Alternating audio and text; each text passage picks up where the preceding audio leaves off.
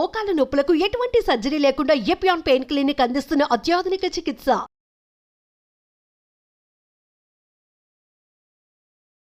నమస్తే, నేను మీ జయ.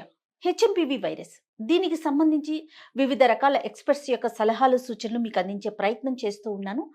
అందులో భాగంగా ఈరోజు ఈఎన్టీ స్పెషలిస్ట్ డాక్టర్ లాస్యసాయి సింధు గారు మనకి టెలిఫోన్ లైన్లో సిద్ధంగా ఉన్నారు. అయితే మా యొక్క ముఖ్య ఉద్దేశం, ముఖ్యంగా సుమన్ టీవీ యొక్క ముఖ్య ఉద్దేశం ప్రజల్ని అప్రమత్తం చేయటం మాత్రమేనండి. దీంట్లో ఎలాంటి భయపట్టే ఉద్దేశం లేదు. కేవలం మనం ఎలాంటి జాగ్రత్తలు తీసుకోవాలి, ఎలాంటి ఆహార నియమాలు పాటించాలి, ఇలాంటి విషయాల్ని ఎక్స్పర్ట్స్ యొక్క సలహాలు సూచనలు మీకు అందించే ప్రయత్నంలో భాగంగానే వివిధ రకాల ఎక్స్పర్ట్స్ యొక్క సలహాలు సూచనలు మీకు అందిస్తూ ఉన్నాను. అయితే డాక్టర్ గారితో ఒకసారి మనం మాట్లాడదాము.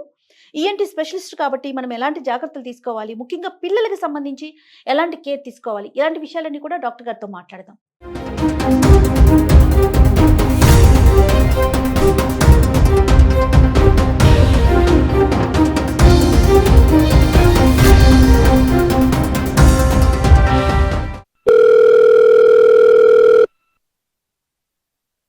గుడ్ మార్నింగ్ లాసి గారు. గుడ్ మార్నింగ్ అండి. నేను జయానండి, సుమన్ టీవీ నుంచి మాట్లాడుతూ ఉన్నాను. మనం హెచ్ఎంపివి వైరస్ గురించి ఒక్కసారి డిస్కస్ చేద్దామని మీకు కాల్ చేశానండి. యాజ్ ఏ ఈఎన్టీ స్పెషలిస్ట్గా అంటే ఎలాంటి జాగ్రత్తలు తీసుకోవాలంటారు? ఎందుకంటే పెట్టండ్రా మాస్కులు అనే ట్యాగ్ లైన్తో మనము చాలా హెడ్లైన్ ఐటమ్స్ను కూడా చూస్తూ ఉన్నాము న్యూస్ ఛానల్స్లో, వాటిలో కూడా. అంటే సేమ్ సీన్ రిపీట్ అవుతుంది అనుకోవచ్చు అంటారా డాక్టర్ గారు? యాక్చువల్లీ ఇది అంత టెన్షన్ పడాల్సిన వైరస్ అయితే డెఫినెట్లీ కాదండి. ఓకే. అండ్ ఇది కొత్త కాదు. ఈ హ్యూమన్ మెటాన్యూమో వైరస్ అనేది 2001 లో నుంచే ఉంది, లైక్ డిస్కవర్ చేశారు. ఇది పారామిక్సుడి ఈ family RNA type of virus అండి. బేసికలీ ఏంటంటే రెస్పిరేటరీ వైరస్. ఇది రెస్పిరేటరీ ఇన్ఫెక్షన్స్ కాజ్ చేస్తుంది. కానీ ఇది అంత తీవ్రత, హాస్పిటలైజేషన్ అనేది హార్డ్లీ ఒక 1-3% పీపుల్ లోనే చూస్తాం అండి. అండ్ అది కూడా అందరినీ ఎఫెక్ట్ కాకుండా ఎవరికైతే ఇమ్యూన్ సిస్టమ్ వీక్ గా ఉంటుంది, అంటే చాలా నెలలు నిండిన పిల్లలు, చిన్న పిల్లలు కానీ, చాలా ఏజ్డ్ వాళ్ళలో కానీ, లేకపోతే ఇమ్యూనిటీ బాగా వీక్ ఉన్న వాళ్ళు, అంటే cancer, liver problems, immunosuppressant drugs, HIV ఇట్లాంటివి ప్రాబ్లమ్స్, ఎక్కువ అన్కంట్రోల్ డయాబెటిస్, ఇలాంటి వాళ్ళలో మాత్రం ఇమ్యూనిటీ తక్కువ ఉండడం వల్ల దీని ఎఫెక్ట్ ఎక్కువగా చూస్తాం అనమాట. అండ్ కాకపోతే ఇది కోవిడ్ లాగా ఇప్పుడు మనం అంత కంగారు పడాల్సిన అవసరం డెఫినెట్లీ ఏం లేదండి. ఓకే అండి. అండ్ వన్ మోర్ థింగ్ ఏంటంటే డాక్టర్ గారు, మనము కోవిడ్ సిచ్యువేషన్ ఉన్నప్పుడు, అప్పుడు ఫేస్ చేసినప్పుడు పూర్తిగా కంప్లీట్గా మాస్క్ వేసుకోవటం, శానిటైజ్ చేసుకోవటం హ్యాండ్స్ని, తర్వాత సోషల్ గ్యాదరింగ్స్ని పూర్తిగా తగ్గించుకోవటం, మ్యాక్సిమం ఎంతవరకు మనము హైజీన్ మెయింటైన్ చేయాలో అదంతా చేసాం. ఎప్పుడైతే కోవిడ్ మన కంట్రోల్లోకి వచ్చేసిందో పూర్తిగా అన్నీ వదిలేసాం. కానీ ఈ మాస్క్ సిస్టమ్ అనేది మళ్ళీ రిపీట్ అవుతుంది. అంటే దీన్ని మన ఒక లైఫ్ స్టైల్లో భాగం చేసుకోవాల్సిన పరిస్థితి అని అంటారా? అంటే depends on the severity of conditions around అండి. ఇది ఎవరి చేతిలో లేని విషయం. సిచ్యువేషన్ కి తగ్గట్టు మనం మారుతూ ఉండాలండి. అండ్ బేసిక్ గా మామూలు అప్పుడు మీరు మాస్క్ వేసుకోకపోయినా అట్లీస్ట్ ఒకవేళ మీకు కానీ సివియర్ కోల్డ్ కఫ్ ఉన్నప్పుడు, అంటే ఇప్పుడు ఈ human metapneumo virus, but general గా ఇప్పుడు ఉన్నది చలికాలం. అండ్ ఈ టైంలో there are lot of viruses in the air అండి. అవును. సో ఇన్ జనరల్ గా కూడా ఎవరికైనా జలుబు, దగ్గు లేదా జ్వరం ఉన్నప్పుడు వాళ్ళు మాస్క్ వేసుకోవడం, వాళ్ళ చుట్టూ ఎవరన్నా కాంటాక్ట్ లోకి వస్తున్నారంటే వాళ్ళు మాస్క్ వేసుకోవడం, దీని ద్వారా వాళ్ళని ప్రొటెక్ట్ చేసుకోవడం, పక్కన వాళ్ళని కొంచెం జాగ్రత్తగా పెట్టడం, ఇవన్నీ బేసిక్ గనక అందరూ ఫాలో అవుతే అందరూ సేఫ్ గా ఉంటారండి. ఓకే. అయితే డాక్టర్ గారికి చెప్పండి, ఒక 2 months నుంచి 2 or 3 months నుంచి చూస్తూ ఉన్నాము. కాఫ్ వచ్చిందంటే నియర్లీ ఒక 1 or 2 months అలా వేధిస్తోందండి. డే అంతా ఉండట్లేదు, నైట్ వచ్చిందంటే ఆ కాఫ్ కంటిన్యూస్గా ఉండటం, జలుబు వచ్చినా కూడా అంటే ఎక్కువ రోజులు ప్రొలాంగ్ అవుతోంది ఆ ఇష్యూ అనేది.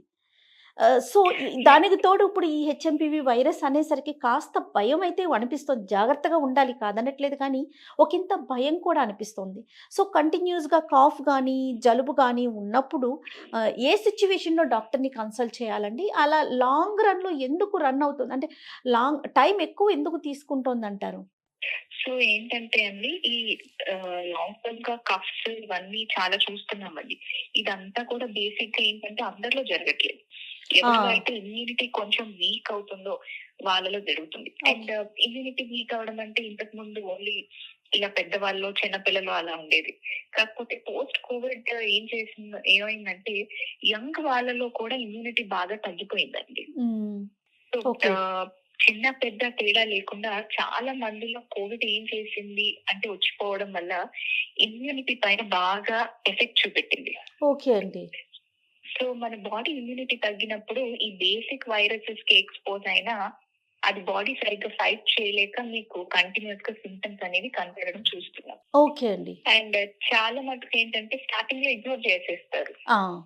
సింటమ్స్ ని. అవును. సో అలా ఇగ్నోర్ చేసేసి సివియారిటీ ఎక్కువ అయిపోయినప్పుడు కూడా ట్రీట్ చేయడం ఇబ్బంది అవుతుందండి. ఓకే. డెఫినెట్ గా ఏదన్నా జలుబు దగ్గు 3 రోజులు అయితే ఉంటుందండి. ఆ!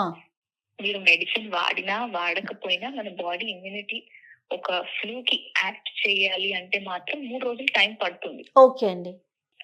కానీ 3 రోజుల తర్వాత కూడా మీరు ప్రాబ్లం ఫేస్ చేస్తున్నారు అంటే మాత్రము మీరు నియర్ బై ENT డాక్టర్ కో లేదా జనరల్ ఫిజిషియన్ కో వెళ్ళి చూపెట్టుకుంటే ఏంటంటే వాళ్ళు కరెక్ట్ గా మీకు హెల్ప్ చేయగలుగుతారు, డయాగ్నోస్ చేయగలుగుతారు. ఓకే. ఎందుకంటే ఇప్పుడు మామూలుగా అప్పర్ రెస్పిరేటరీ ట్రాక్ట్ ఇన్ఫెక్షన్స్ వరకు అయితే ఈజీగానే తగ్గుతాయి, లేకపోతే లాంగ్ టర్మ్ సింటమ్స్ ఉంటాయండి. ఓకే. కానీ ఏంటంటే ఈ అప్పర్ రెస్పిరేటరీ ఇన్ఫెక్షన్ కొంచెం అగ్రివేట్ అయ్యి అది లోవర్ రెస్పిరేటరీ ఇన్ఫెక్షన్ లాగా మారినప్పుడు అంటే లంగ్స్ ఎఫెక్ట్ అయినప్పుడు ఇలా న్యూమోనియా, బ్రాంకైటిస్ ఇలా అయినప్పుడే కొంచెం డేంజర్ అయ్యే ఛాన్స్ ఎక్కువగా ఉంటుందండి.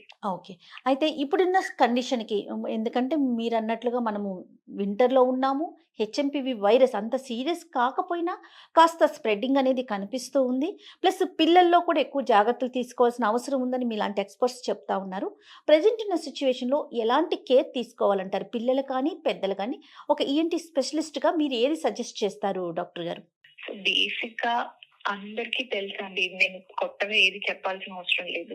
ఎస్పెషల్లీ చిన్నపిల్లలు, పెద్దవాళ్ళు లేదా ఇమ్యూన్ సప్రెస్డ్ వాళ్ళు ఇంట్లో ఉన్నప్పుడు మీరు బయటికి వెళ్ళి వచ్చినా, మీరు ఎవరికైనా ఎక్స్పోజ్ అయినా కానీ first basic hand wash and ఎవరికైనా జలుబు దగ్గు ఇలా ఉంటే మటుకు ఖచ్చితంగా వాళ్ళు మాస్క్ వేసుకోవాలి, వాళ్ళ చుట్టూ ఉన్న వాళ్ళందరూ మాస్క్ వేసుకోవడం. అండ్ బయట అంటే ఎక్కువగా గ్యాదరింగ్స్ లో అలా వెళ్ళి వచ్చినప్పుడు బాగా శానిటైజ్ చేసుకోవడం. అండ్ ఒకవేళ చాలా ఎక్కువ మంది క్రౌడ్ లో వెళ్తున్నారంటే మాస్క్ వేసేసుకోవడం. So just to keep yourself safe అండి కొన్ని రోజులు. బట్ కోవిడ్ అంత భయపడాల్సిన అవసరం అయితే లేదండి. This is just respiratory virus. This spread ఇలా ఒకరి డ్రాప్లెట్స్ వల్ల, సర్ఫేస్ ఇన్ఫెక్షన్ వల్ల అవుతుంది కాబట్టి ఇది స్ప్రెడ్ అయ్యే ఛాన్స్ ఎక్కువ ఉంటుంది. అండ్ ఇప్పుడు సేఫ్టీ పర్పస్ కోసమే మానిటరింగ్ ఎక్కువ చేస్తున్నాం కాబట్టి బయటపడుతున్నాయి, లేకపోతే ఇది అసలు బయట పడేది కూడా కాదు. ఎగ్జాక్ట్లీ అండి, మీరు చెప్పింది 100% ట్రూ అండి. ఎందుకంటే ఓన్లీ సేఫ్టీ పర్పస్ మీద మాత్రమే మానిటరింగ్ ఎక్కువ అవటం వల్ల అవేర్నెస్ క్రియేట్ చేసే ఉద్దేశమే చేస్తూ ఉన్నాం. లేకపోతే మామూలుగా వచ్చిపోయేవి ఎవరికి తెలిసేది కూడా కాదండి. రైట్. ఫుడ్ విషయంలో ఏమన్నా కేర్ చెప్తారా డాక్టర్ గారు, లాసి గారు? ఎలాంటి ఆహారం తీసుకుంటే మంచిదంటారు? అంటే ముఖ్యంగా త్రోట్కి సంబంధించి కావచ్చు. సో ఈ సీజన్ లో ఏంటంటే ఎవరైనా కొంచెం చల్ల వస్తువులకి దూరంగా ఉంటేనే బెటర్ అండి. ఎందుకంటే ఈ చల్ల పదార్థాలు మన గొంతులో తాకినప్పుడు ఆ లోపల గొంతులో ఉండే బేసిక్ బ్యాక్టీరియాని ఎక్కువ మల్టిప్లై అయిపోయినా అది ఒక ఫ్లూ లాగా కూడా వస్తుంది అన్నమాట. Okay. So cool drinks, ice creams ఇట్లాంటి చల్ల పదార్థాలు కొంచెం దూరం ఉండి కొంచెం ఏదైనా స్టార్ట్ అవుతే కొంచెం గార్గిలింగ్, గోరువెచ్చని నీళ్ళలో సాల్ట్ వేసుకోవడము, లేకపోతే బెటడిన్ గార్గిల్స్ చేసుకోవడము, ఇలాంటివి స్టార్ట్ చేసుకొని ఇంట్లో అంటే మీరు చేసుకోగలిగేది బేసిక్ గార్గిల్, హైజీన్ అండ్ కొంచెం గోరువెచ్చగా అంటే మరీ వేడిగా తాగకూడదండి. అని చాలా మంది బొబ్బులు కాల్ చేసుకుంటున్నారు, అంత వేడి నీళ్ళు తాగుతున్నారు. సో అలా కూడా చేయకూడదండి. సో జస్ట్ గోరువెచ్చని నీళ్ళు తాగడము, గార్గిల్ చేసుకోవడము అండ్ ఇలాంటి బేసిక్ ఫాలో అవుతే సరిపోతుందండి. వార్మ్ గా తినడము, ఇంట్లో ఫుడ్ బెస్ట్ ఫుడ్ అండి. సో ఎక్కువ ఫ్రోజన్ ఫుడ్ అలా కాకుండా, ఆయిలీ అలా కాకుండా ఇంట్లో మెయిన్ బేసిక్ రేట్ తింటారో అది తిన్నా సరిపోతుంది. రైట్ అండి. Thank you so much doctor గారు. థ్యాంక్స్ అలాట్ అండి, మంచి ఇన్ఫర్మేషన్ చెప్పారు. రైట్ అండి, థ్యాంక్ యూ అండి, థ్యాంక్ యూ. ఇదండి ENT specialist doctor Lasya Sai Sindhu గారు చెప్పిన ఇన్ఫర్మేషన్ అండి. సో భయపడాల్సిన అవసరం లేదు. పదే ఇదే మాటను నేను చెప్తూ ఉన్నాను ప్రతి వీడియోలో కూడా. ఎట్టి పరిస్థితిలో కూడా పానిక్ అవ్వాల్సిన అవసరం ఏమాత్రం లేదు. కానీ అదే విధంగా జాగ్రత్త పడాల్సిన అవసరం అయితే ఉంది. పబ్లిక్‌లోకి వెళ్ళినప్పుడు, గ్యాదరింగ్స్‌లోకి వెళ్ళినప్పుడు మాస్క్ కంపల్సరీగా పెట్టుకోవటం, హ్యాండ్స్‌ని రెగ్యులర్‌గా వాష్ చేసుకోవటం, మాక్సిమం ఎంతవరకు వీలైతే అంతవరకు కూడా బయట ఫుడ్‌ని అవాయిడ్ చేయటం. అలాగే పిల్లలకి కనుక జలుబు గానీ, దగ్గు గానీ, జ్వరం కానీ అనిపిస్తే వాళ్ళని దయచేసి ఇంట్లోనే ఉంచండి. స్కూల్స్‌కి కానీ లేకపోతే పబ్లిక్‌లో గానీ పంపించకండి. ఎందుకంటే వాళ్ళకి రెసిస్టెన్స్ అనేది కాస్త తక్కువ ఉంటుంది కాబట్టి కాస్త వాళ్ళని కేర్‌ఫుల్‌గా చూసుకుంటే సరిపోతుంది. ఇక ఈ వీడియో గనుక మీకు నచ్చినట్లయితే లైక్ చేయండి, షేర్ చేయండి. మరిన్ని ఇంట్రెస్టింగ్ వీడియోస్ కోసం సుమన్ టీవీని సబ్స్క్రైబ్ చేసుకోండి. నమస్తే.